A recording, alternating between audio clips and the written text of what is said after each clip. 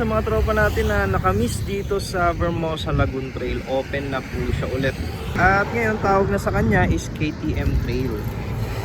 Tapat lang po ito ng Ayala Malls, Vermosa.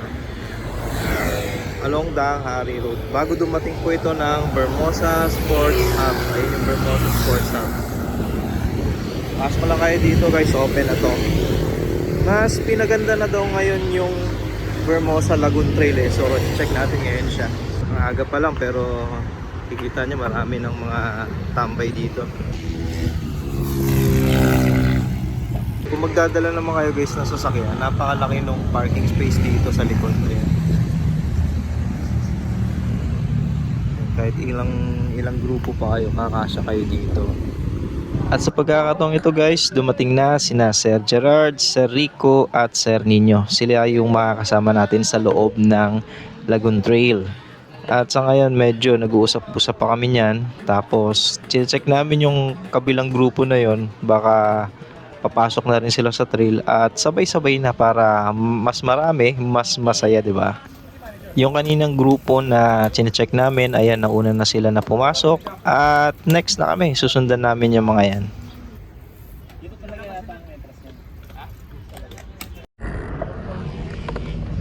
At ayan guys, pumasok na kami. Dito yung entrance ng trail. Ito naman, dito yung option na hindi siya masyadong technical. Pero nagkagulo kami dyan dahil nagulat kami kasi hindi pa kami nakakadaan dito. Ito yung rocky section. Napakadaming bato. Pag nagkamali ka, siguradong may semplang ka. Ayan, napatigil kami dyan. Since nalaman na namin na ganito pala siya yung itsura niya, yung pangalawang ikot namin, okay na, nadaanan na namin ng dire-diretso at hindi na kami humihinto. Nakita na namin yung tamang linya. Nakakatuwa yung trail na to kasi napakadami niyang mga technical sections din. Mahahasa talaga yung skills mo dito, pati handling mo.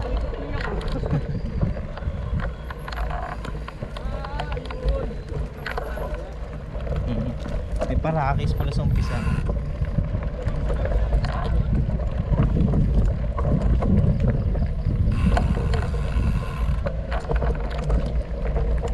At isa pa itong nakakagulat na to, yung dikit-dikit na pump track na to. Buti na lang that time meron kaming speed. Kung wala, nako, makapahinto ka talaga dyan. At ito pa, may biglang liko. Yun, diba? Medyo bumagal kami sa part na yan. Kasi hindi namin akalain na biglang liko na gano'n. Akala namin diretso lang. Doon kasi kami, doon ako dati kasi nagsisimula doon sa may...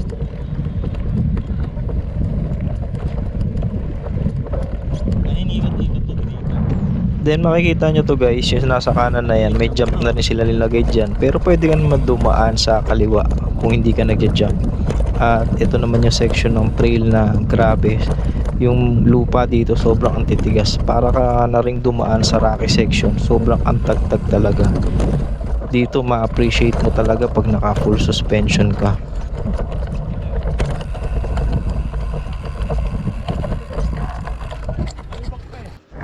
At ngayon, nandito na kami sa mismong kaloob-looban ng trail.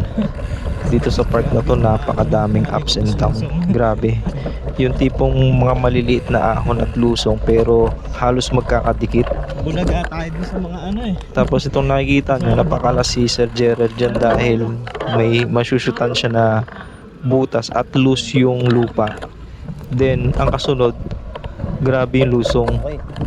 Then yun sa dinadaanan niya na gilid, loose yan. Kaya kung magkamali ka dyan, ang daan, sigurado may semplang ka. Pag na-shoot ka dito sa mga rats, so dapat liliko na pala. Oo.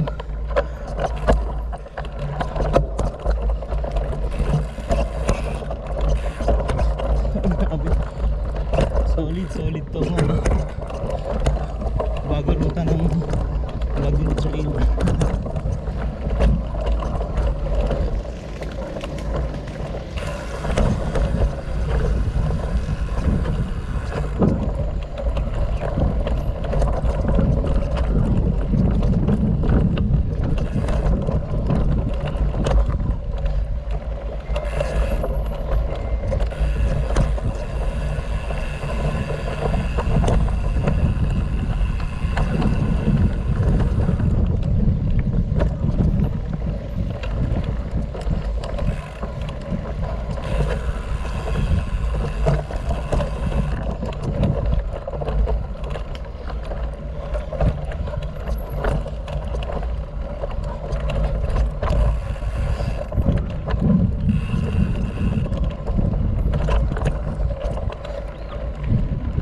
Medyo mahaba-haba pa to guys ha. Enjoy nyo lang yung video para makita niya yung halos kabuuan ng trail. Okay.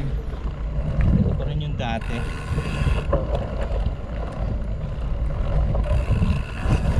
At nakikita nyo nasa kaliwang yan, nilagyan na din nila ng berm para hindi tayo ma-overshoot. Ang galing 'di ba? Tapos ito yung favorite na part ko ng trail. Puro lusong, lusong, na lusong. Ang saya. Parang ito yung part na pwede ka mag-recover.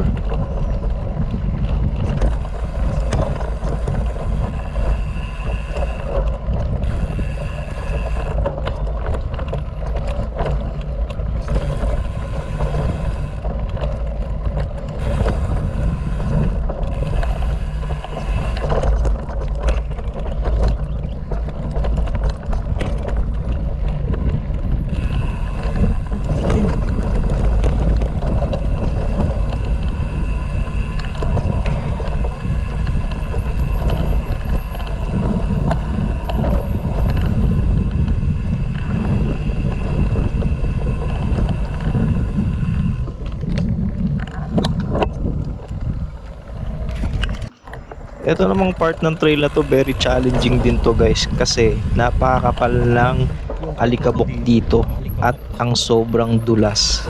Magkamali ka lang sa lusong mo, siguradong tutumba ka na lang bigla. At ang dami din ditong lusong ahon tapos mga tight na liko. Kaya mawawala ka talaga sa momentum.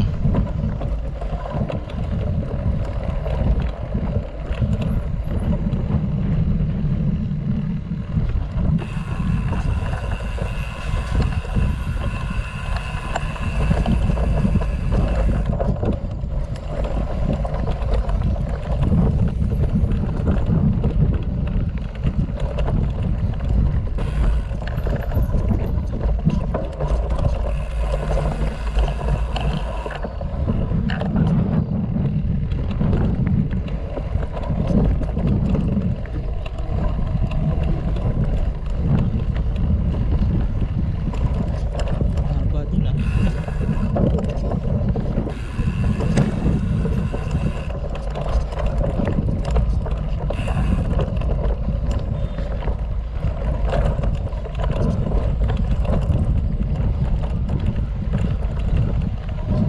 Ito na guys yung last part ng trail. Dalawang option yung meron. Kung nagja-jump ka, pwede mong daanan yan. Yung dinaanan ng dalawa na nauna. At pwede ka din naman dumaan doon sa mismo parang gilid lang. Yan, madaling part, walang jump yan. Alin ba siya? Hindi, kaya ito. Kaya siyang ano? Kaya pala siya. So, upward ka lang. Oo nga. Kasi pababa, no? Oo. Pero kailangan may speed. Oo, speed. Kasi Tayo. yung landing receiver mo. After natin ma-check yung last part ng trail na to, itong yung may jump na yan, umalis na din tayo. Dito lang tayo sa gilid guys kasi hindi naman tayo nagja-jump eh. Bali ito yung trail na malapit na sa exit. Yung dulo nito pabalik to dun sa tinatambayan namin kanina. And fast forward na tayo guys para masilipan natin yung iba pang mga ginawa nilang bagong features dito sa trail. At ito guys, so ayan, babalik lang yan sa dati nating tinatambayan. Bali yung distance niya is 2.57, almost 3 kilometers na isang ikot. Ayan, bali 15 minutes natin makuha. Average speed natin 10 lang. Ayan yung mapa niyo. Grabe kasi napaka technical ng mga ligo. Sa CR naman kayo guys, meron din sila ditong malinis na CR. Ayan. So kung nararamdaman kayong kakaiba sa inyong mga sigmura, yan, may maayos sila dito na CR. Ito yung entrance ng trail guys. Ito yung sa kaliwa. Ito yung sa area na madali at may rocky section. Dito naman sa kabila, dito yung ginawa sila mga jump. Ayan, pakita ko lang sa inyo.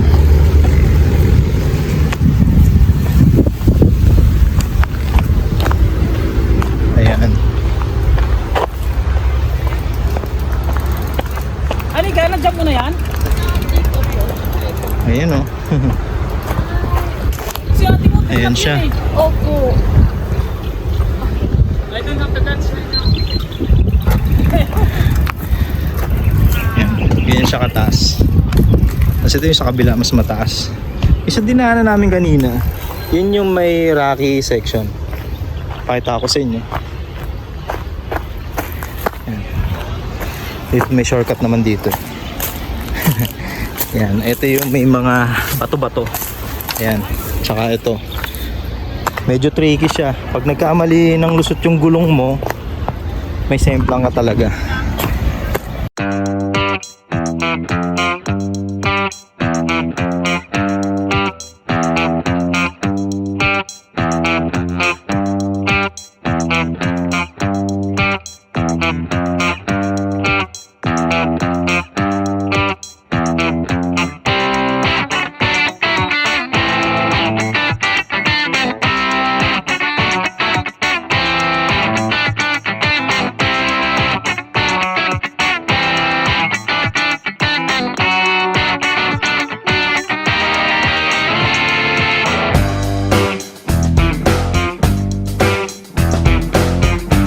Yes, kamusta yung trail? Masaya naman po. Super flowy lang. Medyo matagtag pero masaya pa rin. Kamusta yung trail? Napagod ako. Ha? Napagod. Hindi, Yung- maganda. oh. Maganda. Ganda yung ano. Mas maganda pa sa fitness. Kasi may skills. Gaya ng secret dati. Si Papa grabe, di gumawa, di ba? Solid. Kamusta yung ikot mo sa trail? Masaya po. Tapos sakto lang po kasi may technical tapos may mga amon pa. So sakto po talaga yung trail. Tapos maganda po talaga siya.